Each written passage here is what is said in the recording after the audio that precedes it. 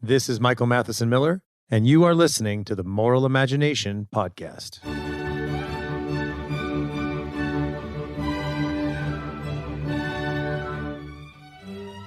Thank you very much for listening to the Moral Imagination Podcast. I'm delighted to have as my guest today Rachel Ferguson, and we're going to discuss her book, Black Liberation Through the Marketplace. Thanks to all those who've written reviews. If you like the podcast, please do give it a 5-star review at Apple Podcasts. And thanks again, always, to those who supported me on Patreon. It really makes a difference, and I very much appreciate your support.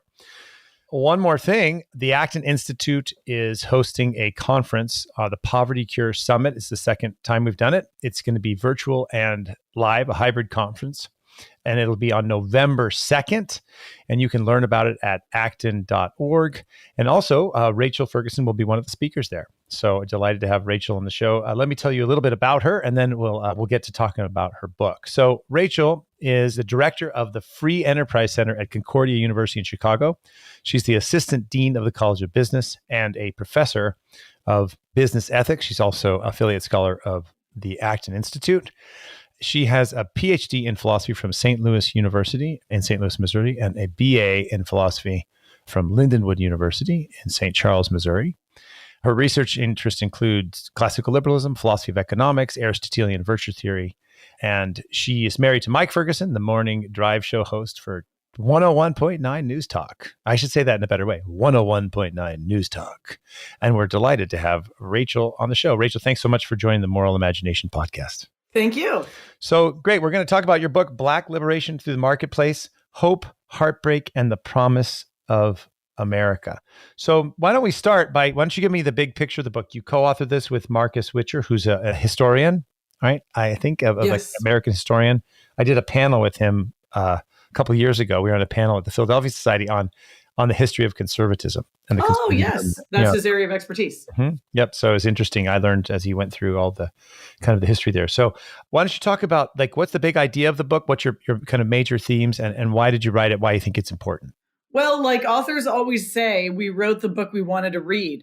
And the fact is that Marcus is a student of David Beto's. So for those of you who are familiar with his work, he's really unusual in that he's a libertarian historian who looks at civil rights, the history of civil rights, and unusual people, Blacks, women, and others who are coming from an individual rights perspective. And so Marcus had that background. And both of us felt that the classical liberal tradition has a ton to say on race and discrimination in the history of the United States and all of the attendant issues. But you never think of classical liberals when you think of race and discrimination. It's not the go-to crowd, so to speak, on that topic. And so we thought, our problem is that we don't put it all together, right? We don't have big conferences called, classical liberalism on race and discrimination. And so let's put it all together into one place. And that was really the impetus for the project. Great. And David Beto, he wrote like welfare before, from mutual aid to the welfare state or something. Is that right? Yes, that's right. Yeah. Okay. Mm-hmm. I'll put a link to that in the show notes. And so I don't want to get into the details of this. We'll probably circle around to it later, but let's at least begin with, when you talk about the classical liberal tradition, that's a tradition that has a number of antecedents, but also like who would be some of like the leading classical liberals in the United States, say in the 20th century or late 20th century, who wrote on these things? I think, would Thomas Sowell be included in that? Yeah, absolutely. I mean, of course, in the book, I really rely heavily on F.A. Hayek. And so are you talking about people maybe who are a little more recent, why don't we talk about both? So I'm just thinking let's start this way. Why don't we talk about what's classical liberal tradition, and then who are your main influences as you began to think about this book?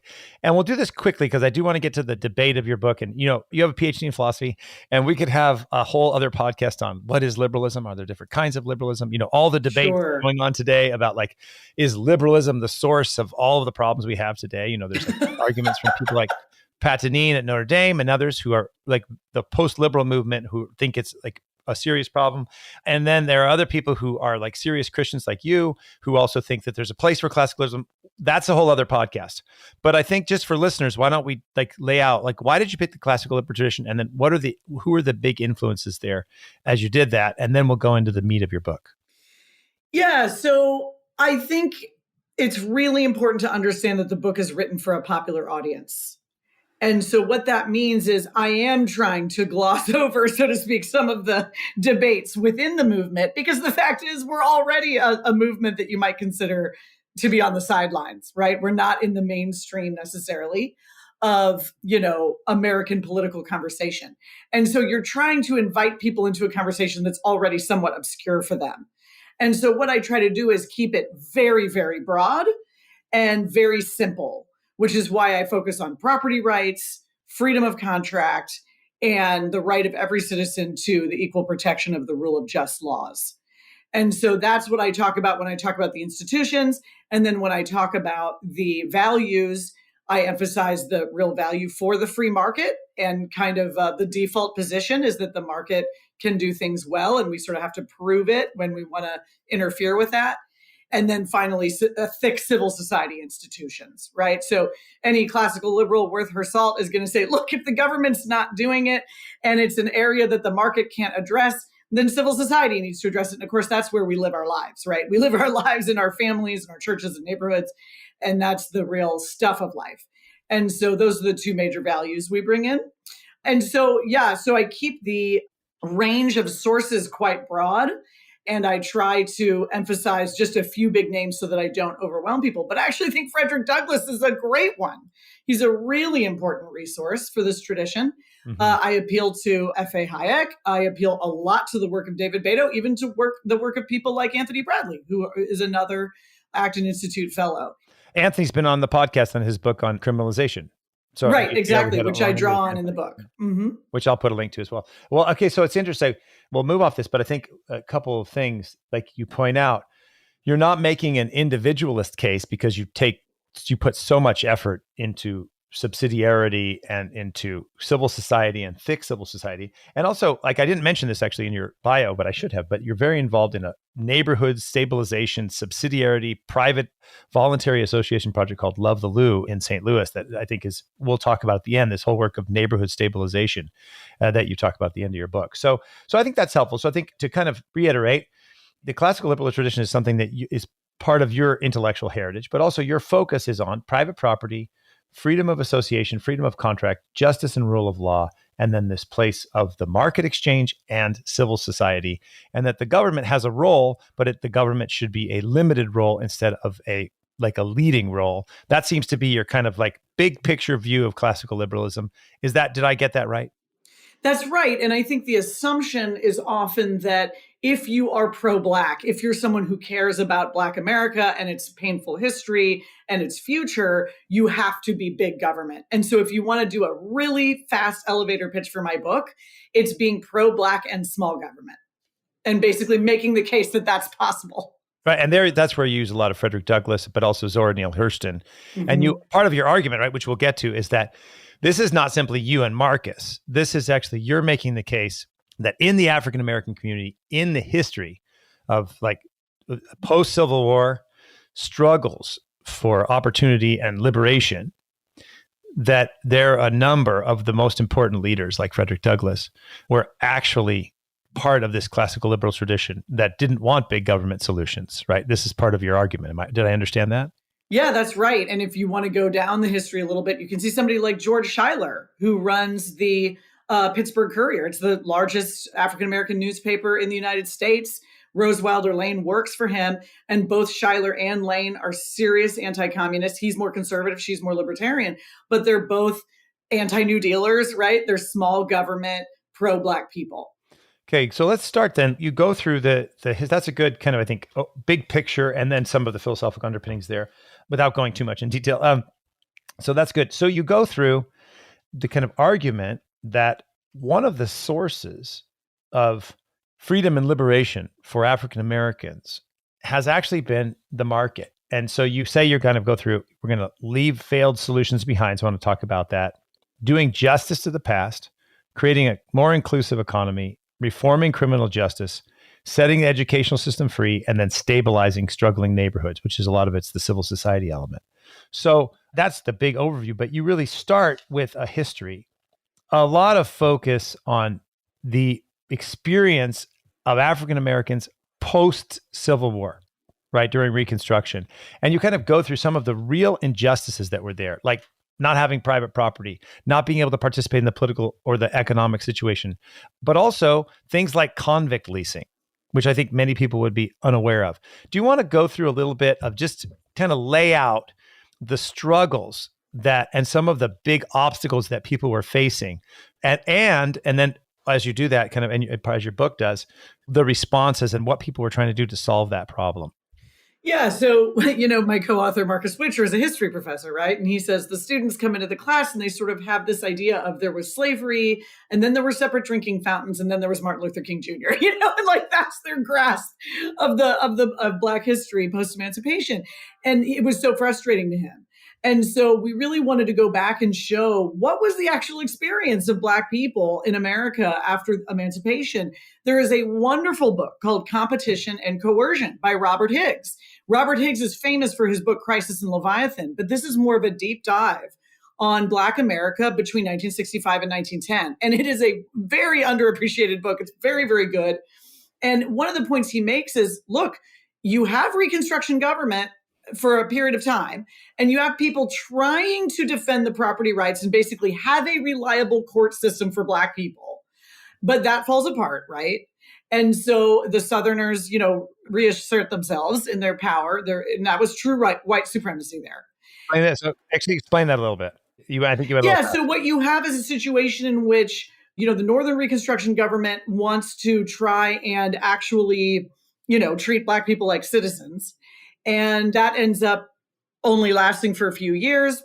And Southern leaders reassert their authority by creating a series of laws that are largely referred to as pig laws. But that's just because one of the laws was charging people, as a felony for stealing a pig, right? But it was also like an 8-cent fence post, or you talked too loudly to a white woman, or you were standing there and you couldn't prove you were employed. Those sorts of things. Or you have a gun, which is ridiculous because everyone had a gun in the late 19th century, right? And so you have all of these laws that are very particularly focused on persecuting Black people and kind of keeping them down, right? Because it's very uncomfortable to the white population in the South to be treating Blacks as equal citizens. So what you have is a situation in which you can buy a piece of land, but that doesn't mean that you can defend it in a court of law. You don't have a reliable court, right? That's really going to defend your rights. So if a white person wants to come along and push you off their land, they can just do it. Push you off of your land, they can just do that. So you don't have meaningful property rights because you don't have equal protection of the rule of just laws. What Higgs emphasizes is that you have one thing you didn't have under slavery, and that is the ability to move. And this is really powerful because he says it's actually kind of amazing what Black people accomplished with how abrogated their rights really were during this period. But what they would do is they would put the farmers against each other by saying, look, I'm not going to work for you. I'm going to go work for Farmer Joe, and therefore I'm going to get a higher share. And then the farmers would try and collude, but it would always fall apart, right? Because collusion is inherently unstable. And so they would push up their shares, or they would move from the lower South to the upper South, things like that.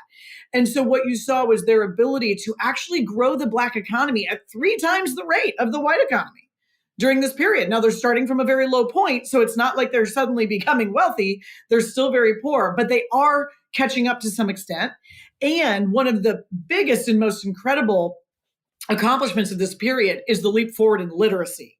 And this is a huge accomplishment of civil society because the Black church is so focused on, of course, being able to read the Bible, but also of being educated for flourishing. And so you just have an amazing leap forward, maybe the biggest in history thus far, in a whole community like that, where 1965, you got pretty much zero literacy to, in 1930, 80% of the African-American population. So it's really amazing. 1865 to 1930? Yes. You go from about zero, like very low. Yeah, close to zero to 80. Oh, wow. Yeah, that's amazing. 80% literate. So it is just stunning.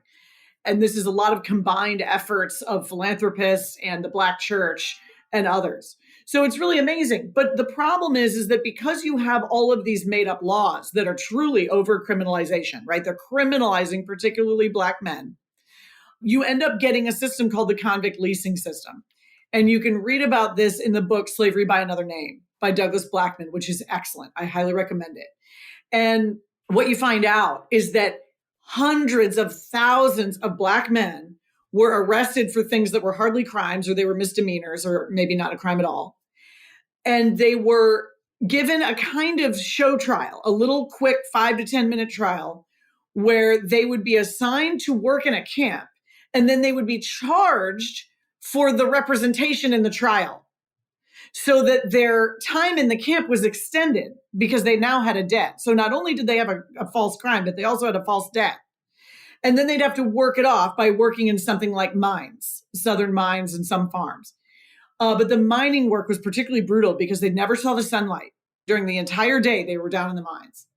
And so what you got was a group of people who no one had any incentive to care for, who were now being utilized for labor in such a way that if you could practically starve them to death, keep them out of the sun, give them terrible shelter, and if a plague came through the camp and people got sick and died, 10, 20, 30, and in some cases 40% of the entire work camp would simply die, and no one cared. No one cared. It meant nothing to anyone official, that this was happening. And so you could just get more, right? You could just go out and arrest more. And so this was talk about crony capitalism. I mean, this was totally a crony situation in which you were getting very, very cheap labor provided by the state based totally on a system of injustice. Sorry, I want you to talk about, I have a quote. You say, this is on page 93. You say, the death rates increased at such alarming rate that the head of the 1906 Board of Inspectors of Convicts argued, quote, if the state wishes to kill its convicts, it should go do it directly and not indirectly. And you say here, the Alabama leasing program began in 1875. By 1877, 20% of the prisoners had died in custody. By 1878, 35%. And by 1879, 40% dying in custody, including, teenagers and children. This is something you say here on the following page 94. And I want you to keep talking about this, but I read this part to some of my children. You said one of the most pernicious changes resulted from criminalizing blackness was the shift in the ways that black men were perceived by whites. Before vagrancy laws, blacks were viewed generally as hardworking, loyal, and trustworthy. By the end of the 19th century, whites viewed blacks as dangerous and criminal. All right. Now you say, was this system of exploitation profitable? Yes, it was, at least for the state government and the white business owners who were exploiting the convicts' labor. But was this system a product of free markets? The answer to this is emphatically no. The system of convict leasing in the South was a result of cronyism, racism, and unjust imprisonment combined with the desire of a few to exploit the many for financial gain. And I don't want you to, maybe I stopped you, so keep going and talk about this, but I think you started to talk about that point, that two things. One, is really bad. And two, many people would say, oh, this is why business and free markets are bad. And you are arguing, no, you're missing the point. Can you explain that? Because I think the sense is, oh, this is what businesses do. They exploit their workers. And you're trying to make a case that, well, if there's no rule of law and justice, they can exploit their workers. Could you develop that a little bit? Yeah, actually, this is a huge part of our chapter 2, where we discuss the 1619 Project as well, because we're looking at the new historians of capitalism who have, first of all, a very sloppy use of the word capitalism, which is one reason why we don't even use it in the book. We use the term free markets, but they kind of have, anything that's profit driven is sort of, they're referring to that as capitalism. Right. And then they're arguing that it's a great way to build wealth. You just find people and exploit them, and that's actually how you get rich. And so that's a big part of how we built America. And that's a very popular kind of idea, right? We built America on the backs of Black slavery. And what we try to argue is a few people will get rich in an exploitative system. But the difference between that and a free market is that in a free market, regular people will get rich. Everyday people, workers, laborers, they will get richer. Their incomes will go up. Where what you see in the South is planters getting rich, but the rest of the population is actually much, much poorer. For instance, like white workers are much, much poorer in the South than they would be if they were in the North. And so you don't see a burgeoning middle class emerging. You don't see buildup of infrastructure. You don't see advancement in much advancement in technology, right? A lot of the things that we associate with the free market, we don't see in the South. And why is that? It's because it's not a free market, right? You're not actually seeing something that's based on the rule of law and people's right to move to where they need to go, to increase their human capital, to invent things and sell them. You have a whole subset of the population that's not allowed to do any of that, right? And so we're losing out on everything that they have to contribute. And we're really just enriching a very few. And so I compare it to piracy a little bit. The idea is, yeah, you can move money around, right? You can take money from somebody else and give it to yourself like a pirate does. And you've enriched yourself, but you haven't produced anything. Okay. And so it's true that the South produced a lot of cotton, but there's confusion over what that really amounted to. So the new historians of capitalism try to argue that the cotton industry is 50% of the American economy. That's literally a math mistake. It is not 50%, it's 5%. It's 5% of the American economy, okay, at that time. So is that a big deal? Well, yeah, I mean, that's a significant part of the economy, but it's not 50%, right? And then during— Do you have data on that so I can put that on the show notes? Yeah. So what I can point you to is the debate over the data that Ed Baptist uses in his book, The Half Has Never Been Told. And he gets it from a couple of guys, one of whom is named Paul Rohde, and I can't remember the other one now. But Rohde and his co-author confront Baptist, and they say, you've completely screwed up the numbers. Your math is totally wrong, and your book is totally flawed. And Baptist never responds. He never says a word. And then Ta-Nehisi Coates takes the numbers that Baptist used in his book, and he says them in Congress in his argument for reparations. Look, we built America on the back of Black slavery. Well, guess what? Slavery is not a great way to build a country, actually, right? A great way to build a country is for people to be free and for them to be able to go to where they need to go and be creative and develop themselves. And that's not what you allow people to do in a system of slavery, and it's not what you allow people to do in a system of convict leasing. And so what you have is whenever you have a system that violates property rights, violates freedom of contract, and violates the rule of just law, what you have is an extraction system, a system that's getting wealth for a few because it's being extracted from others, as opposed to a production system, something where people are entering into win-win agreements because they're growing the pie. And that's the general concept that I'm trying to convey to a general audience. Okay, so put it in, tell me if this makes sense. In one sense, you agree with part of the 1916 Project that extraction is unjust and evil. Right. And that people should not be enslaved or convict leased, and that some people made a lot of money off of extraction, slavery, and convict leasing.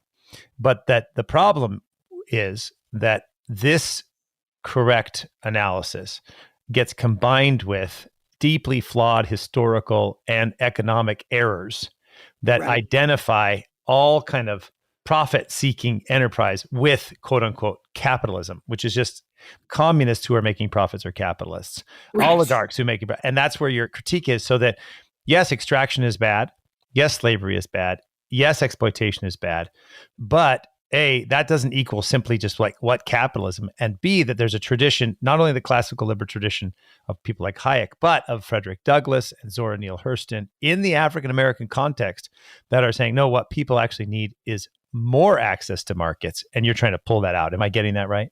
That beautifully put. Yes, you've got it.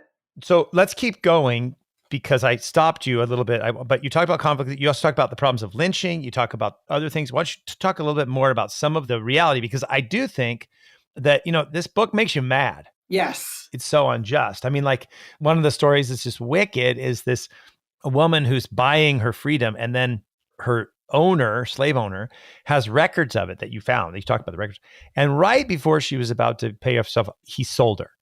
Yes. Right. And just like so deeply, wickedly unjust. It's like the kind of that you can just hear the biblical prophets, hammering against this type of evil. So I think this is important because there's no denial like that there wasn't any evil going on, but you're wrestling with the tradition that what people need is a type of liberation, and that liberation is inclusion into the economy and to the political process, and then building strong civil society. So there's both inclusion and then free separation, freedom of association. Right. That seems to be where you're going. But again, I think it's striking about, how bad it is at times. Well, one of the points that was an amazing thing for me to discover, particularly as someone who's been in the liberty movement since I was a teenager, was that a huge proportion of the abolitionist movement was free market. And I don't know that anybody ever told me that. William Lloyd Garrison was an intense free marketeer. He was a disciple of a guy named Richard Cobden in England. They were sort of Christian pacifists who felt that anytime we can avoid coercion, we should. And so they were anti-Corn Law. They ran the Anti-Corn Law League, and they ran the abolitionist societies. And Frederick Douglass, too, learned from Cobden and used some of the Anti-Corn Law League strategies in order to come back and argue against slavery. And so this whole idea that, you sort of have people who oppose slavery that are socialists and anarchists, but that those of us who cared about freedom and liberty and markets didn't care about slavery is actually false. That's not true at all. You have a really important element of the abolitionist movement that is free market. And then you can go on and notice these others like Rose Wilder Lane, for instance, at the Pittsburgh Courier. She's talking about lynching, and she said, me and my white friends thought that lynching was like a one-off thing, like it was just some crazy conflagration that happens every once in a while. And I came to the Pittsburgh Courier and realized this is like domestic terrorism against our neighbors. And this is a violation of their right to a fair trial. And I'm going to let everybody know about it, right? I am going to trumpet this to the white community because they need to know that the individual rights of Black citizens are being violated. And same with a couple of the founders of the NAACP, both of who were white men, Moorfield Story, and the other guy's name was Villard. And they both were serious classical liberals who saw us as having a constitution that could defend the rights of Black people, but that we haven't, as Frederick Douglass would say, had honor enough or courage enough to live up to our constitution. And so one of the points I want to make is that from a classical liberal perspective, and this has been true for me in the liberty movement, we do get angry when we read these stories because we actually believe in private property. We actually believe in individual rights.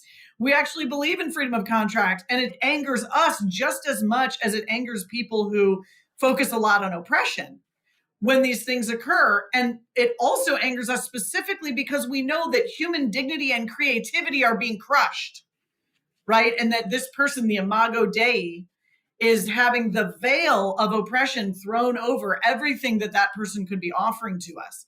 And so I want to sort of call out my conservative and classical liberal friends who love the Constitution and love the institutions of property, et cetera, and say, you guys can do just as good of a job of talking about the difficulties and pain and horrors of Black American history as the left can. Why aren't you doing it? Why aren't you part of the conversation too? Because we have our own explanation for what happened in the collusion of the state in oppressing Black people and the critique of the state's role in doing that. So we should be just as loud about those issues as the left is.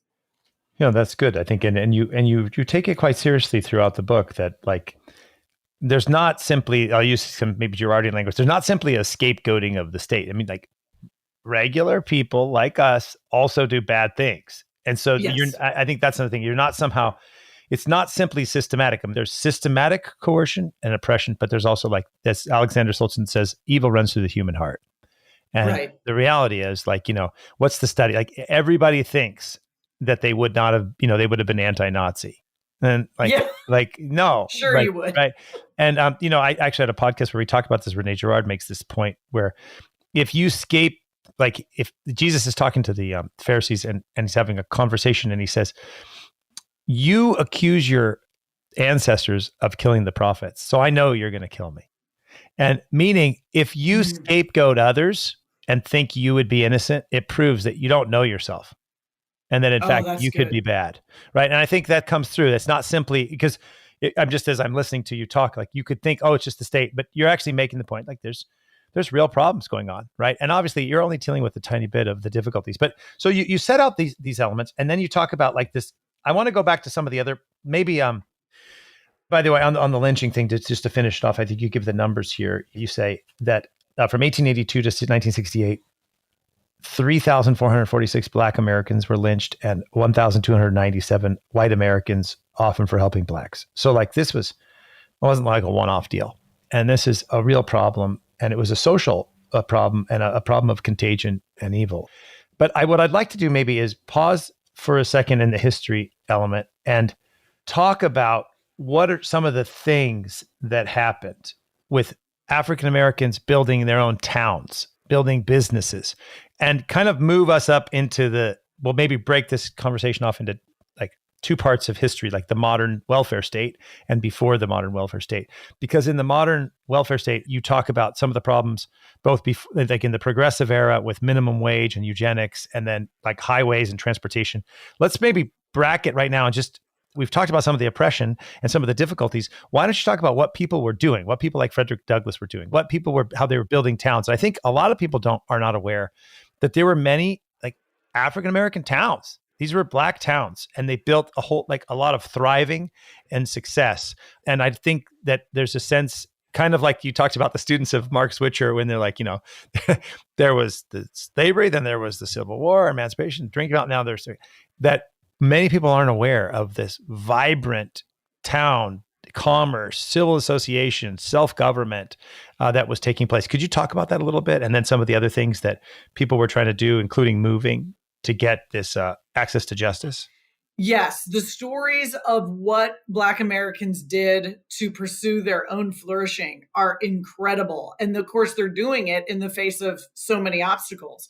And so one of the things they did is they created these freedmen's towns, and they would go to areas of the country that nobody else wanted to be, which of course made their lives much harder, right? They were often places that didn't have as good of an agricultural situation or whatever it might be. But they would go there because they knew that nobody would challenge their property rights there. And so they could just be left alone, which is what they wanted, right? Douglass said, just leave us alone, right? Give us our rights and leave us alone. And the problem is that people wouldn't leave them alone. They were constantly harassing and persecuting. Yeah, and Booker T. Washington, you talk about, he's also a big proponent of this, like Booker T. Washington right. Also, right? Was he in this? Yeah, no. That's actually an important issue in the book, is that Washington, has kind of lost his good reputation to some extent because people treat him as an accommodationist, and they compare him to W.E.B. Du Bois, who was all about political rights and kind of called him an accommodationist. And what we argue is this is really unfair to Washington because, yes, he's living in the Deep South. He's running Tuskegee. If he says the wrong thing, they will literally burn down his institute. Okay. I mean, they sent assassins to kill the guy. He's got to be very careful, and he's got to do what he does somewhat in secret. But Booker T. Washington, who was so passionate about economic uplift for Black Americans, was also passionate about political rights. He just had to fund those things in secret and kind of from behind the scenes. But he knew that you need both, right? But it was partially, sorry to understand, like this was part of this kind of what you call like an exit movement. Like, look, leave us alone. We're going to go build our own communities. That, not saying that there's not a place for us to participate in society, but because we don't have that opportunity right now, let's build our own communities. I mean, that's kind of part of the idea, right? Is he part of that whole vision? Okay. Yeah. And his famous line is, put your bucket down where you are. So in other words, let's start where we are, which is at the moment, we have a somewhat low level of education. Let's learn the trades, gain some economic power, and build on that. Okay. And so he has sometimes been critiqued for, putting too much emphasis on trades and not enough on liberal arts or something like that. So that's a fair argument that we can have. But what he doesn't get credit for is that the class of middle and upper class Black people who came out of Hampton and Tuskegee, who had property, who had money, who had businesses, end up becoming the ones who fund the civil rights movement, who fund the NAACP, who become the lawyers for the NAACP, right? You have to have a middle class if you're going to have a successful political movement. And so Booker T. Washington, in a way, deserves a lot of credit for that because the National Negro Business League is building that over decades, right? And they called him the leader of the race. And so he's getting the word out about Black businesses. People are supporting one another. They're building wealth. And then that all translates into a successful civil rights movement. But it just takes time, right? It takes decades to get to the point where the Montgomery bus boycott works when, the boycotts they were trying in the 1890s didn't work. Right? Because we hadn't gotten strong enough yet. And so we call it the long civil rights movement. And the idea is it doesn't start with Martin Luther King Jr., right? You have to go all the way back to the building of literacy and wealth and educational competency, and then see all the work that the NAACP did over time, and figures like T.R.M. Howard, who was a great individualist thinker, starting the civil rights meetings, defending themselves with guns, right? Guns are part of the story. And then Martin Luther King Jr. emerges, okay? And so we just have to have a much longer view of how Blacks were able to finally make their case in such a morally advanced way as they did in the civil rights movement. Yeah. And I think, so you talk about this development over time, this kind of exit, all these towns, right? That these like almost solely, predominantly Black towns, right? Where this had exited, and then civil society, and then the Black church. So can you talk a little bit more about some of the movements in civil society and the Black church and how these two developed as centers for flourishing in very difficult political times? Yeah. So, writing the chapter on the Black church was such a pleasure. And I learned so much. One of the things I learned, for instance, is that enslaved people were not converted by their enslavers. Most of these sort of somewhat unchurched Anglicans, who were very scattered population wise, they didn't really go to church. They knew. I mean, the white Americans. Yeah, I'm talking about the planters. The planters. Okay. Yeah. Yeah. They knew that if they made a lot of effort to convert the enslaved, that the enslaved would actually have a really good case for their freedom. You can see that in Deuteronomy and other places where it talks about, we don't enslave our own brothers and sisters, right? And the Hebrews actually get in big trouble for doing that. And so they don't evangelize their slaves. And it's actually through the evangelical revivalist movements that many are converted. There are some Black people who were already Christians. The Stono Rebellion was a Catholic rebellion, for instance. Yeah. What's the Stono? You wrote about that. What's the Stono Rebellion? Oh, I don't know that I remember the details, but they were like Portuguese speaking Catholic Blacks who had been enslaved. And it's in the late 1700s, right? If I remember correctly. So we've got to get Marcus on. He's our historian. But yeah. I think it's worth noting that some Black people were Christians. And I also want to point out many Black people in Africa maintained their Christian faith from the earliest days of the faith all the way through, like Nubia remained Christian till the 1400s, resisting the Islamic Empire. And, it's really important to note that Africa has a huge Christian heritage. It's just that by the time the transatlantic slave trade starts, you have mostly Islamic people or people who are members of tribal religions being brought over. And so that's West Africa. And so these West Africans are being brought over. They end up getting converted by these evangelical revivalists. And the interesting thing is the revivalists are so struck by the fact that their white converts are crying over their sin and feeling a lot of grief.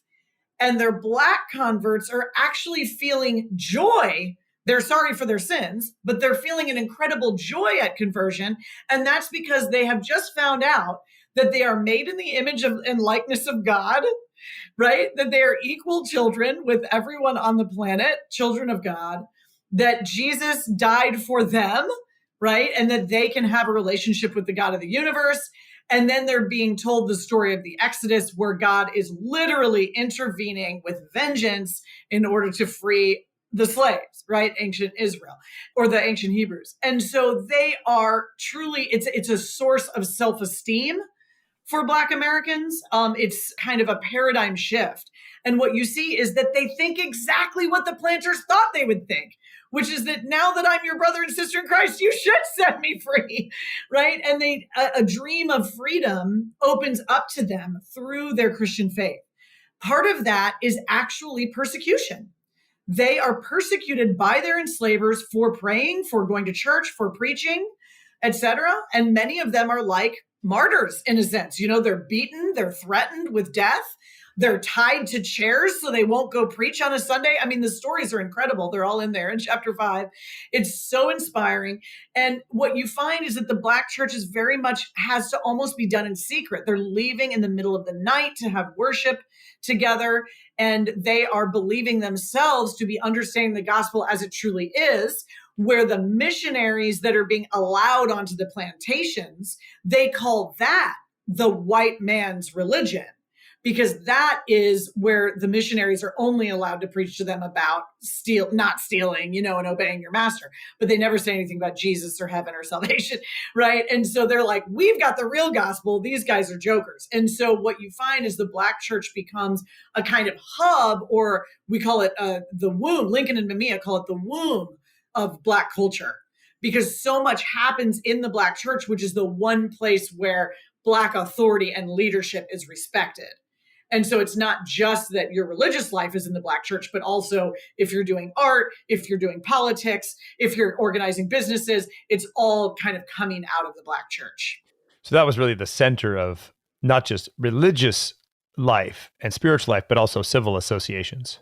Exactly. And then you see the fraternal associations kind of spin out of that. You see the NAACP spinning out, the National Negro Business League. And so you start to see in a lot of schools, of course.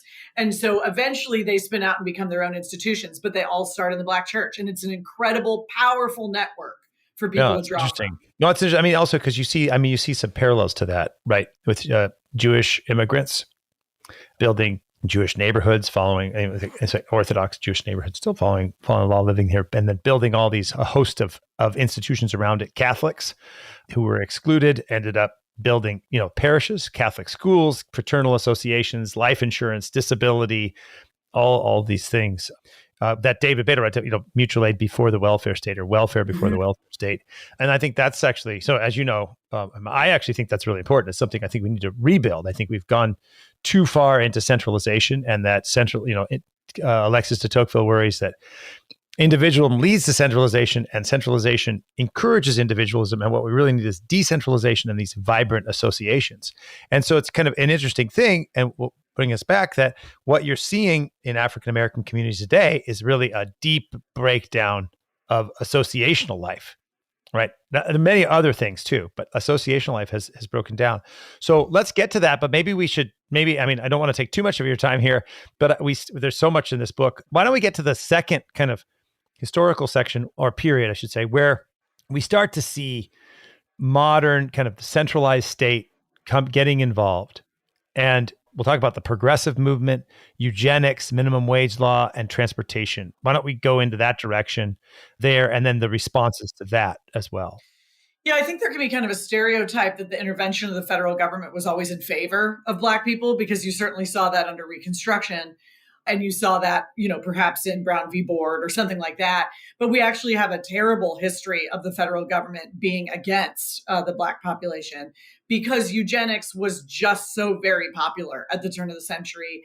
And in the early 20th century, it's something that a lot of us don't know because we've kind of played it down. But obviously Hitler gave it a bad name. But it was very popular, including presidents' cabinets, presidents of universities, all on eugenics boards, thinking this is the next scientific wave, right? Is controlling the population. Let's talk about it for a minute, just even briefly. I mean, I'll put links to Thomas Leonard's book, Illiberal Reformers, which you refer to, which is a very, very important book.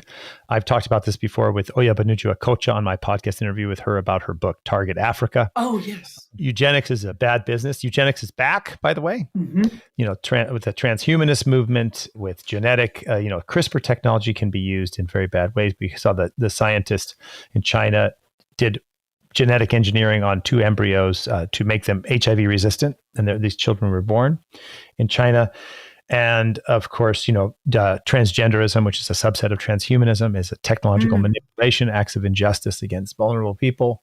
I mean, eugenics is back, and it's also back with using embryos to try to find the right, donor child. I mean, this is like, I don't want to get into it now, but let's talk about it, because people don't realize eugenics is was a central part of the progressive movement in the early 19th century, all the way, as you said, until Hitler gave it a bad name. And for the record, I thought it had a bad name before Hitler. Okay, just to be correct. Yeah, right. Bad. Okay, but like Woodrow Wilson. Okay, the president of the University of Wisconsin, Weiss, I think his name was, W-I-S-E, I think.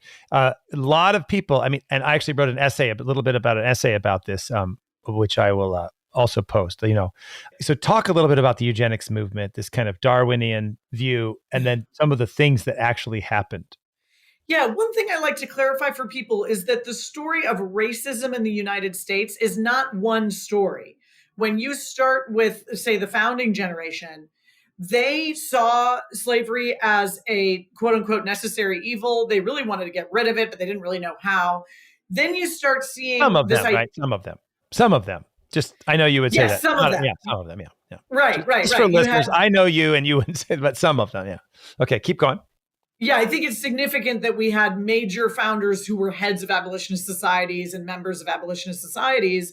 And the debate, right, within the Constitutional Convention, one of the greatest debates was over, how can we handle this? Because it's incompatible with a free society. And they chose to compromise. And so you don't get the rise of the idea of slavery as a positive good until like 1828. Like you don't see that anywhere in the public language. And then you start seeing that the abolitionist attack is causing the Southern planters to feel that they have to come up with a better justification. And so they start to have kind of a natural slave justification saying, these Black people are like children. They need to be cared for, right? And so they give this sort of feudal account. And then it's not until the rise of social Darwinism in the later 19th century that you start seeing people actually making, this idea of rankings of the races, right? And saying that the Black race is on the bottom. And so you get scientific racism, and that's something different. So there's sort of phases, right, that we go through, and it actually gets worse, far worse, before it gets better. And so I think scientific racism is sort of the most evil of them all. And so what you have, and another thing that's hard for people to understand, is this idea that Black people are going to fade away. It sounds insane, but there was literally a notion that unless they're under the lash, they won't work. And so if they won't work, then if we don't employ them, they'll just fade out, or we can discourage their reproduction in various ways. And so what we need to do is disemploy them. And I can't hardly believe people thought this, but they did, particularly since the Black employment rate was higher than the white employment rate, but whatever. It was just crazy. And so you had so many important academics thinking about this. And what the economists said is, well, we can't just kill them. We're not allowed to do that. But people talked about that. And they talked about I know it's probably hyperbole, but they were talking about we're going to chloroform, people, and not just African Americans, right? I mean, yes, immigrants, disabled, Slavs, Southern Europeans, Catholics, Yep. What did Roosevelt say? Theodore, we need to get Catholics out of their home as soon as possible to keep them away from the negative influence of their children, of their parents, right? I mean, there's this sense, and obviously African Americans and Native Americans got the worst of it, but it was, Asians, Slavs, everybody. Yeah, that's absolutely right. And so there's some really dastardly things that are said. And the quote you're referring there to is in a very popular economics textbook from, I think it was 1906 or 1908, that was all over the country. And the guy says something to the effect of, well, since we can't chloroform them now, let's just raise wages to a rate at which no one will employ them. And so the whole concept of the minimum wage was to support the wage of the white Aryan male household. So the wife wouldn't have to work, the children wouldn't have to work, and nobody would pay that high wage to Blacks or immigrants or the disabled. And then they would fade out. And so that was the plan. And what's interesting is that the minimum wage has been extremely damaging to the Black community. That's going to surprise people. So this is, I think, where your work on kind of bringing the classical liberal response is, I think, helpful. As I said, I think sometimes it seems like you're a little bit overlaying it, and we could talk about that. But in some cases, it's absolutely this is where the classical liberal tradition on things like minimum wage or eminent domain, which I want you to talk about, really is absolutely part of the tradition, and also has something to say. I would not call myself a classical liberal, right? That's not how I would define myself. But of course, as you know from working together at different conferences and things, I believe absolutely in clear private property and title, rule of law, freedom of association, freedom of exchange. I think it goes way back before the classical tradition. I think there's a deep tradition in the Catholic tradition, in the medieval tradition, in the commercial revolution, in writings of St. Thomas Aquinas to the late scholastics, St. Bernardino of Siena. I think it's a deep thing. And so in that sense, even though I wouldn't call myself classical liberal, but I'm aligned. Absolutely. I mean, it's super important, but the work, especially of classical liberal tradition on looking at things like minimum wage, which is, you would think, oh, well, this is going to help the poor. And you find out, wait, the origins of it were racist and eugenics. And then that helps you understand why maybe it doesn't help the poor. Anyway, could you go into that a little bit? Because I think it's very important. Yeah. So what you end up seeing is that I think the assumption is if I pass a minimum wage, then everyone who's employed at a low rate will have a higher wage. But that's just not what happens, right? What happens is everyone who's employed at a low rate, some of those people will have a higher wage because they will retain their position, and other people will lose their position or never be hired because now it costs more to do whatever you're doing. And so you can't employ as many people. And so it's that old insight of Frederick Bastiat, the seen and the unseen, right? It's looking at what is unseen, who doesn't get hired. Well, let me tell you, if I have to pay a high minimum wage, I'm not going to take my chance on somebody who just got out of prison. I'm not going to take my chance on somebody who the other employees don't like, right? I'm not going to take my chance on somebody who doesn't have an address. But if I can employ you at a low rate and you can prove yourself, then I will take a chance on you, right? And so what you see is that Black teenagers who may not have transportation or may have other struggles just given financial exclusion, back in the early part of the 20th century, you see their employment begin to go way down, much faster than white teenage employment. And teenage employment, especially at that time, is so important for future employment, right? And so what you see is Black employment rates, which were always higher, largely because women worked more, actually begin to drop below white employment rates after the rise of the minimum wage. And it's that stepping stone of work as a teenager that ends up getting missed because people are not going to take a chance on those teenagers. And so it ends up being extremely damaging. And in that sense, I guess the eugenicists, to some extent, got what they wanted. But Black people did not fade away, right? I mean, that was a ridiculous idea. Right. And the eugenicists, I mean, like I said, I just to move on, but, Oliver Wendell Holmes is writing about this. William Howard Taft, Louis Brandeis, John Maynard Keynes, okay, H.G. Wells. Keynes, it says, you said years later, Keynes made his views entirely explicit in exchange with Margaret Sanger, the founder of Planned Parenthood. Quote, in most countries, we now have passed definitely out of the phase of increasing population into that of declining population. And I feel the emphasis on policy should be considerably changed, much more with the emphasis on eugenics and much less on restriction of population growth as such. And he said that eugenics was the most important, significant, and genuine branch of sociology which exists. Right. Yeah, that's by Keynes, And like I said, I'll put that these notes up. You mentioned Theodore Roosevelt, Andrew Carnegie, W.K. Kellogg. I mean, even T.S. Eliot had some positive views on eugenics. And so, it was very, very popular. It's interesting, I think important that you bring out the surprising, counterintuitive idea that minimum wage is connected to exclusion. And that doesn't mean, like, and again, I know your work, you're not saying, oh, you should just be able to exploit workers. But what you're saying is that these minimum wage laws were actually targeted to exclude Black and immigrant unskilled workers, right? And as Thomas Leonard explains in his book, Illiberal Reformers, quote, if the capitalist paid workers a living wage, he could not compete with the unscrupulous rivals who hired low-standard women, children, immigrants, Blacks, and the feeble-minded. So the concern of the progressives was to allow such goings-on amounted to race suicide. Right. Instead, the minimum wage could detect inferior workers by making them unemployable, and then forced sterilization or isolation through celibate institutionalization would deal with such persons scientifically. As Woodrow Wilson's Commissioner of Labor, Royal Meeker, put it, better that the state should, quote, support the inefficient wholly and prevent the multiplication of the breed than to subsidize incompetence and unthrift, enabling them to bring forth after their own kind. So that there's a connection between minimum wage and exclusion and then sterilization.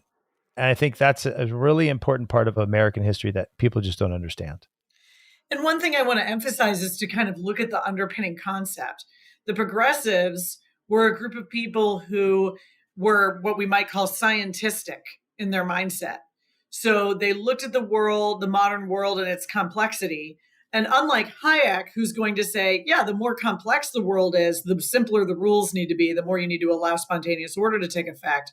They're saying, well, now that the world is very complex, we need experts, right, to rule you and make sure that we get evolution moving in the right direction, the direction that we think would be best, and not just letting things happen as they happen. And so they're really addicted to central planning in a certain sense. And we see this play out in the way that the Federal Housing Administration's redlining policies, the way that the highways were built, the way that urban renewal was carried out. It's the same, even the way that the welfare state was established. It's the same mindset. It's the same central planning mindset at work. So one of the things I also like how you actually connect it to like Bismarck's administrative state and this idea in the 19th century and then the 20th century, this idea of social engineering, it really kind of takes over, it sweeps through the intellectual classes. And this idea that we can plan things. Jeremy Bentham said we're going to plan India. He's going to plan India from his study. And if you look at the way, I directed the film Poverty Inc., the way that we've dealt with poverty in the developing world, the way that we've dealt with poverty in the United States, the way that we deal with social poverty, the way we dealt with COVID, right, is massive expert social engineering. And we're going to like impose these kind of plans upon you. And this is the 20th century mindset. It's still in the 21st century, this kind of technocratic sense. You mentioned redlining and districting and highways, and I talked about eminent domain. I think it'd be really good if you could just go through this 20th century approach and how, as you said earlier, we oftentimes think of the federal government as kind of like a friend of Black people, as like a help. But actually, a lot of things that went on in the 20th century, not just in eugenics and minimum wage, but also highways, construction, zoning, really hurt African-American families. They also hurt other ethnic minorities. There were like, we'll talk about this, highways go right through the middle of like a Catholic neighborhood with a beautiful church and houses. A massive highway goes through it, right? And I think it's, I-375 in Detroit. There's connection to that and the future riots that took place. Maybe you could talk about some of these things, redlining and highways and eminent domain. I think that would be very helpful. And I think it sheds light on things that it kind of surprises you when you start to learn these things. Yeah, well, if your readers haven't already heard about The Color of Law by Richard Rothstein, this is just an excellent book that we draw on extensively. And he's dealing with, the FHA redlining. He does deal with zoning as well. Actual racist zoning was not allowed constitutionally. That went to the Supreme Court in the 19 teens. But what people did is they just zoned for single family versus multifamily dwellings. And so they were able to basically exclude immigrants and Blacks and others who would need the high density housing because they were coming up from the bottom economically, simply by zoning that way. And the zoning thing is hilarious to me because, it's very sad, but it's also ridiculous because, of course, now we're trying to return to the multi-use zoning that we had already going in the 1920s, right? And we want walkable communities and all these things that we already had, right? And simply to exclude immigrants and Blacks, we actually took that apart and created, neighborhoods that were far away from shops and things like that. And now we're trying to recover from that. So we've paid a really, really big price for a lot of that engineering that we did through local zoning. Yeah, can you maybe talk about that a little bit more? Because I think if you don't know that, it would sound like, wait, what are you talking about? Right. Can you talk about maybe the debates between Robert Moses and Jane Jacobs? And, we saw this, the perfect example of this, of course, Brasilia, right? Which was, I always say Brasilia, they planned it. They only forgot one thing, that people were going to live there. Right. So this is all over the place, but maybe could you talk about like Robert Moses and Jane Jacobs, and then also like clearing of the slums? This was a real challenge to break up civil associations, because I think that the civil association element, like this is, I think, a tension. And feel free if I've misunderstood this or I'm not characterizing it correctly, please correct it. But what you see is like, as we talked about, like this beginning of these Black towns and commercial society and civil society and this things going on. And what ended up happening when the 20th century with this massive welfare state and all the other social engineering projects is it broke apart these communities. So it, in a sense, African Americans often live near each other. Yeah. They live near each other in a sense, but they're not in community the way they used to be. And this is not just African Americans. This is all Americans. And I don't want to say that the Black church is not alive and that people aren't helping each other. I'm not saying that. I'm saying like the functional autonomous associations that used to handle problems, those were outsourced to the state. And this actually created problems that make it more difficult today. Those things seem to be in tension. And part of that's because of highways and architecture and city planning. Am I right? Can you explain that to me? Yeah, I think that's right. So Robert Moses is sort of the big bad guy of city planning up in New York. And he brings out a really interesting aspect of this, which is the crony aspect, right? So Moses never even had an office really that he held, a political office, but he was just one of these networkers who could benefit from making deals with the government that would be to the benefit of certain businesses, but not others, right? And this is this sort of picking winners and picking losers problem. So he would, create almost a political machine of, the guys who would be building the roads or the guys who would be building the projects. Jane Jacobs came along and protested, and she's a really interesting, I call her the Hayek of the highways, because she's not ideological. She's someone who is just noticing, she's an observer, and she's noticing that communities are organic. And so you might have a corner shop and people chat with each other at the corner shop. And then you can build around that. You can build from that. But what you often see in the planning mindset is, here's an area of town that isn't developed. Let's plop a shopping district down in the middle of it, and that'll attract people. But there's nothing organic about it, right? There's nothing that already is existing that they're drawing upon. And so these things fail. And so we get our famous government boondoggle kind of language. Okay. And so what you see is, with the rise of, we're talking about a lot of things here, but we've got zoning, we've got the FHA redlining, which is this is very much social engineering. Black people and white people and immigrants will get along better if they're in different neighborhoods. So let's not insure the banks when they lend to Black and integrated neighborhoods. And let's only insure these neighborhoods that we're building with the GI Bill way out in the suburbs. And then once we do that, we're going to build a road for you so you can drive into your job half an hour or whatever it is.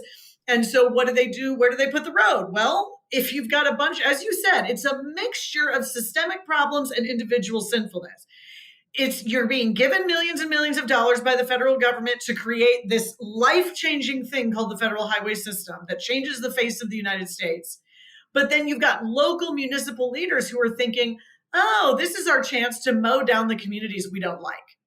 And that's exactly what they do. As you said, it affects Catholic communities. It affects Black communities. Out West, it's a lot of Latino communities, many of whom are Catholic, of course. And so what you have is a Black community that did have really strong civil society institutions. 30 to 50% of Black men were in fraternal associations. 90% of Black people were church going, right? These schools that the churches created. Marriages were higher? Say it again? Marriages and family stability? Yeah, exactly. Those rates were all higher prior to 1960. And so what you have is the highways being run right through the cultural centers in many major American cities, which then blows up the cohesion that people had created. And here's what I want to say. Don't miss this point. In 1948, at the end of the Great Depression, right? Remember, the war didn't end the Great Depression. It just hit it, right? And so it didn't actually end until 1948. Between 1948 and 1966, the Black poverty rate drops from 89% to 41%. So the Black poverty rate is cut in half before we ever are even in the era of the Civil Rights Act, right? And the Great Society. And the Civil Rights Act in 1964. So right around the end of that period is right when we get the Civil Rights Act. And so what's the point? The point is Black people are doing well. They're married. They're involved in their community. They're doing much, much better economically. They're riding the tide of the economic boom of the 1950s. And it's not until after that that all of their progress starts to become undercut through things like driving the highway through, that add insult to injury, urban renewal, which is just eminent domain abuse, where we're taking people's houses and deciding that we need to knock them all down and build something different. Can you explain that? Can you explain eminent renewal and how eminent domain, what that is, so that people understand? Yeah, well, the Constitution does allow for us to require someone's property for some kind of public use. So you can imagine, like, the hospital has to be in this spot. Okay, so we're going to pay you for your house, but we have to take your house. What you see with urban renewal is there's not really any public use exactly. It's just sort of, we think your neighborhood looks like a slum. And that wasn't really true. They were upwardly mobile, working class people. But we think it looks like a slum. So we're going to knock it down and build something else instead because we think it'll look nicer, basically. Right. And so it's not as though we needed to put a hospital there or something like that. Now, in the case of the highway, they can make an eminent domain case. We need this for the highway. But as Eric Avila shows in his book, The Folklore of the Freeway, We have the meeting minutes from these minutes. These guys are saying, look, we could put the highway up here where it's not going to disturb anyone and it'll work just as well. But we want to put it down here where we can get rid of the N-word town. Okay. And we have those quotes from those municipal leaders saying specifically, we're doing this to get rid of the Black neighborhood. All right. And so that's not legitimate public use, even from a constitutional perspective. Many of these people also received no money for their home. So some people were compensated, but many people were not. But my point is to connect with your point about civil society. Yes, classical liberals believe in individual rights, but individuals only flourish. That's a legal line in the sand. Individuals only flourish in flourishing communities. And so it's not just that I violated your individual right when I eminent domained your house. It's that I mowed down your community. And how can you reconstitute that somewhere else? Now you've got to start from scratch and you're scattered. So it's very, very hard to do. We really, really undermined the Black community in the 20th century through progressive federal social engineering. No, I think that's a very important point. And the centralization often has, or more often than not, has really negative consequences. Now, of course, this doesn't mean that there's never any time for centralization. Some things need to be centralized, but that the 20th century mindset was that we're just going to centralize and socially engineer everything. You combine that with racism and other problems, and you see like a real breakdown. And I think the other thing where you see this is really in the Great Society and the war on poverty, where the incentive structures and the social engineering plans actually help create incentives to break apart the family and to make Black people dependent upon the government. Could you talk just a little bit about family breakdown and how important that is? Because like I've heard statistics from various different places that if you come from an intact family, say white, your chance of being in poverty is about 8% or lower. If you come from a broken white family, it's like 35%. From a broken Latino families, it's like 40%, I think. I remember, I can get the data. And then for African Americans, it's like 49 to 50%, so half. But if you come from an intact African American family, it's about 8%. It's the same as a white family. And on the work on the success sequence that people like Brad Wilcox or Georgia Center for Opportunity or AEI have done, you look at the chance of, if you follow the success sequence, which basically means that you finish high school, get married, and have children in that order, then the chance of you being in poverty is like 3%. And that's across the board, 4% for African Americans. Yeah, so there's kind of two approaches to the question of the loss of family structure in our cities and elsewhere. One is William Julius Wilson, who's talking about the loss of manufacturing jobs and unemployment among Black men. And so you might associate that more with the left. On the right, you have the association with the welfare state and the idea of there being no father in the home, and that ends up disincentivizing marriage. And what we say is there's a little bit of truth actually to both of these. It can't all be unemployment, because during the Depression, there was a lot of unemployment and people delayed marriage, but they eventually all got married and they stayed married. Actually, their marriages were very strong. And so it can't all be unemployment. But we do think that plays a role. What we think that the leftists don't necessarily admit is that the unions actually speeded along that process by pushing wages up so high that we offshored and automated sooner than we otherwise would have. And the important thing to remember here is that American unions were very racist, like the whole time. And so Black men oftentimes couldn't break into those unions, which meant that they lost that stepping stone between manual labor and more white collar labor. Do you have data on unions? Yeah, so there's a book by Paul Moreno on African Americans and the unions. I can't remember, I think that's the title, but something like that, Paul Moreno. And it's just excellent. He goes through this whole history. It's extremely painful. I mean, there really was almost no period in our history in which unions were strong, but they were also friendly to Black people. They just simply were not. And so that's part of the story on the left. On the right, we agree with the conservative critique that the welfare system disincentivizes family life by requiring the father to be out of the house. But we also think there's something technical going on that doesn't really fit either side, and that's the contraception shock. Right? The contraception shock changes sexual politics between men and women. Absolutely. I have a podcast on that with Mary Aberstadt on her book, Primal Screams, and she talks about how the sexual revolution created identity politics. No, you're absolutely right. I mean, the contraception, there's an excellent essay I just sent around today by Russell Hittinger from 1993 on technology, contraception, and the demise of liberalism. I'll put that link up as well. Yeah, part of the story there is just that, in the old days, sex was related to childbirth, obviously. And so you always had kind of an agreement if you were going to have a sexual partner, hey, you're going to have to marry me, if I get pregnant. But if you have a huge number of women saying, actually, it doesn't matter, you don't have to marry me if I get pregnant, then you lose that sort of threat power, right? I hate to put it that way. It's almost game theoretic sounding, but that's kind of true. That's how it was. And so what that means is that women who either don't want to take contraception or who forget to take it or something like that, no longer have that promise. Hey, I'm going to marry you if you get pregnant. And so that changes as well.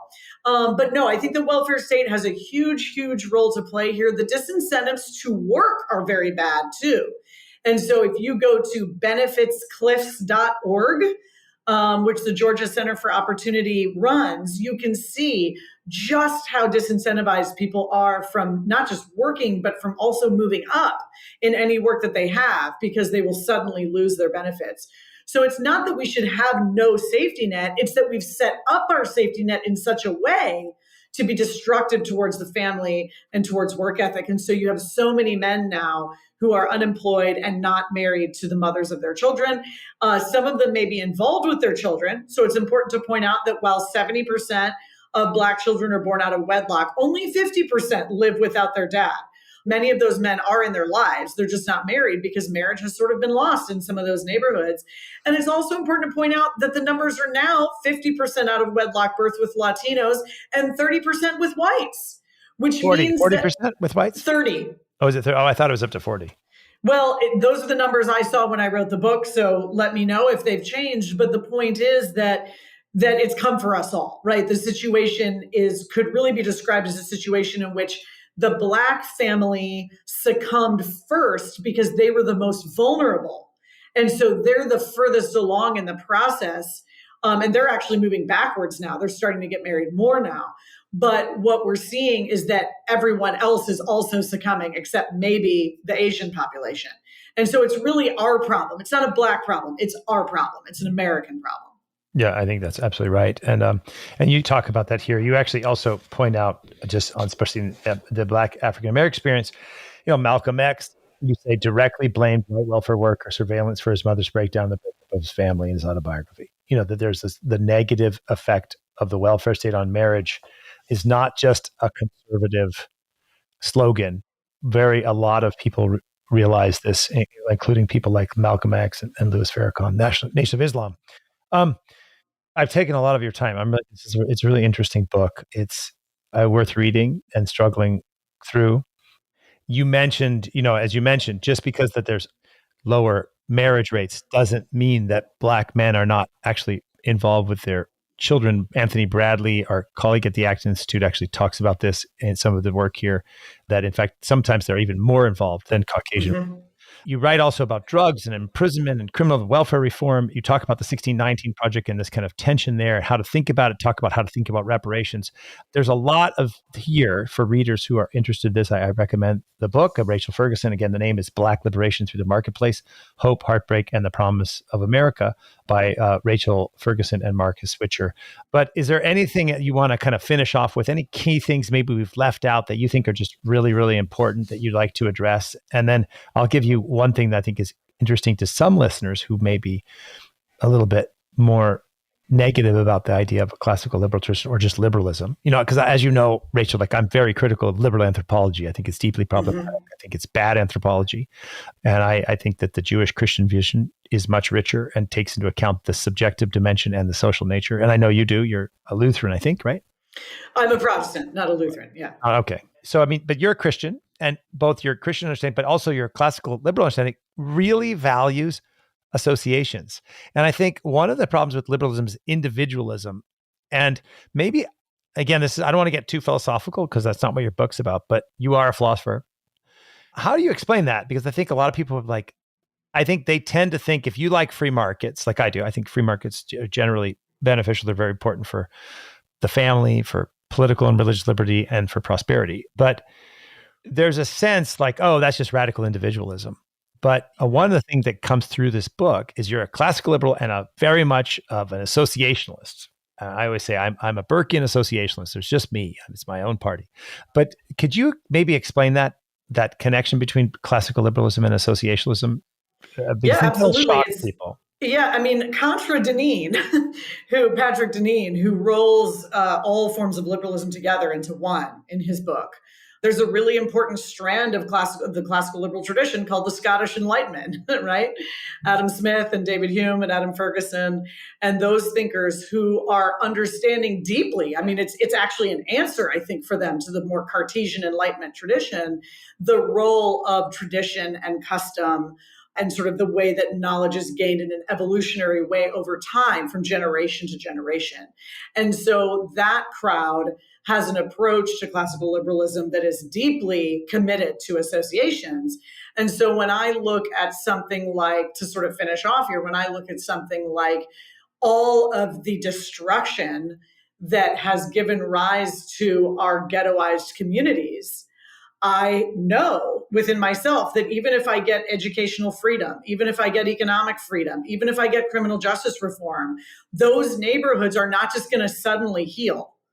Right? They have been so broken down and so destabilized that what you must do is have the kind of bottom up work of the neighborhood stabilization movement, the things that John Perkins is talking about, and Brian Fickert and Robert Lupton and Bob Woodson, where people, Christians, and they're all Christians, notice, right? They just happen to all be Christians. Yep. And what do? With their love and their church associations, they come in and with personal presence, electrify and empower the dreams of neighbors who have been crushed for so long. And so it's about the kind of humility we bring as Christians, the way that we can subordinate our own agenda to the agenda of the neighbors, but bring them what they are missing, which is our networks, right? Bringing in the networks that we're bringing in from the wealthier parts of town so that people can actually begin to see their dreams lived out. And there's just no other solution. There's individuals running around by themselves aren't going to do anything. And government policy is not ultimately going to solve that problem, even though there are some policy changes we need to make. It's something that can only be solved through community. Yeah. I think that's very important. And Jennifer Morris wrote a book I like. It's a long time ago called Love and Economics, where she really talks about like in order to have a free market system, you can't just have radical individuals. And that's what we're seeing now. We're seeing a lot of breakdown precisely because we have the breakdown of associations. We have hyper-centralization, and this comes with a lot of negatives. Maybe just two questions really fast. One, is there anything that we left out that you just think I really want to address that I didn't? I mean, as I said, there's so much in this book. We can't. We're doing this in about an hour and a half or so. There's not. I can't get anything, and with all the nuance in there. So please that, and then also maybe you could talk a little bit about Love the Lou, that work there in neighborhood stabilization that you just brought up. I mentioned that you're involved in this project called Love the Lou, but you also work, and you're going to be speaking at a panel at Acton, in fact, on neighborhood stabilization. This is something you've done work and research in. Maybe that, and then anything else you'd like to add.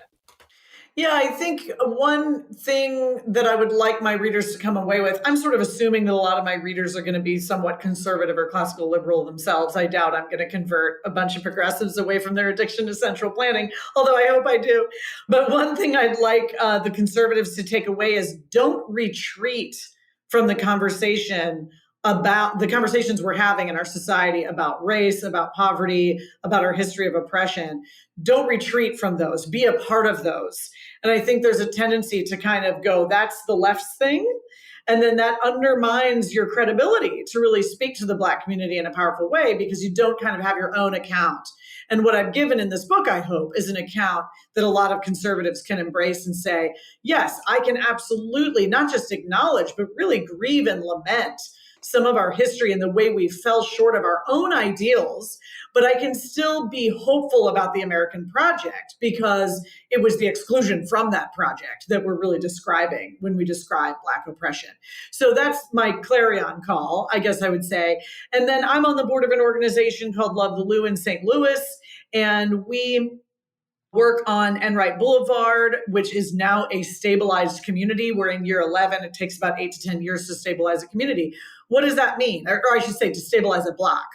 So what does that mean? It means that the kids that are coming up are getting jobs and they're going to college. They're not getting involved in gangs. They're not going to jail.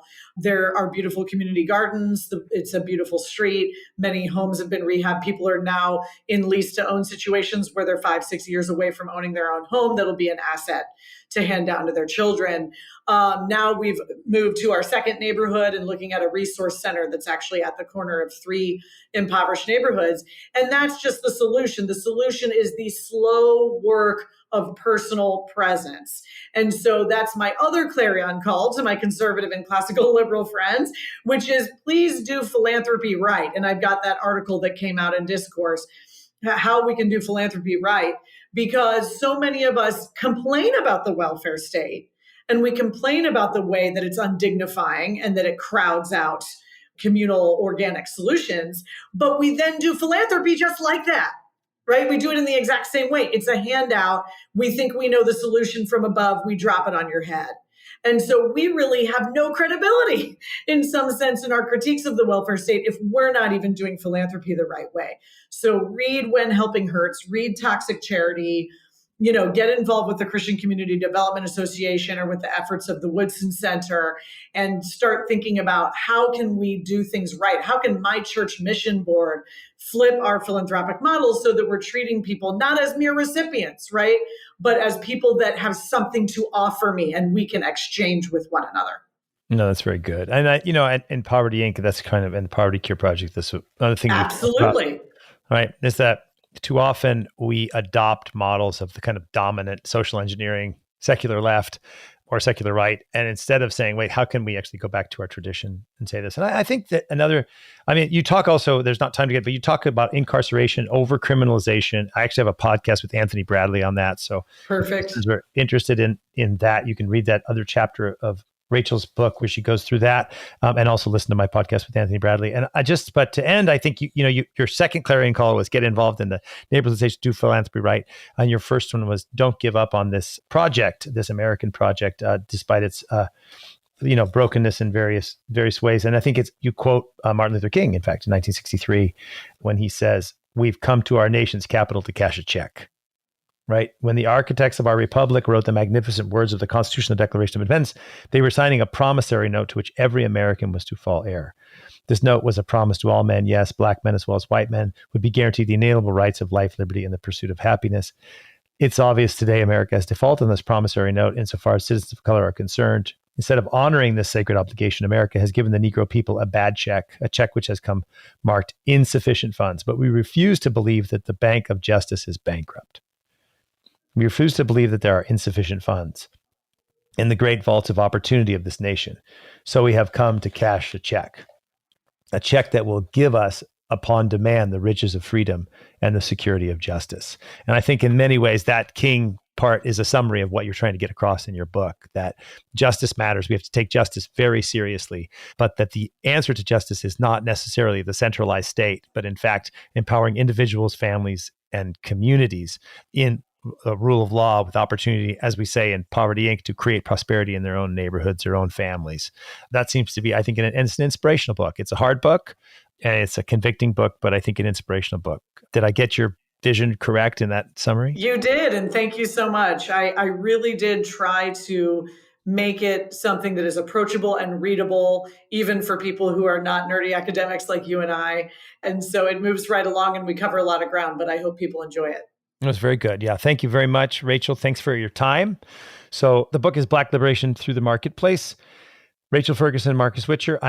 We talked about a lot of things today on this podcast, a lot of books, a lot of articles. So I'm going to put them up at themoralimagination.com. You can go there and find this episode with Rachel Ferguson, and you can find Rachel's works at Concordia and her writing.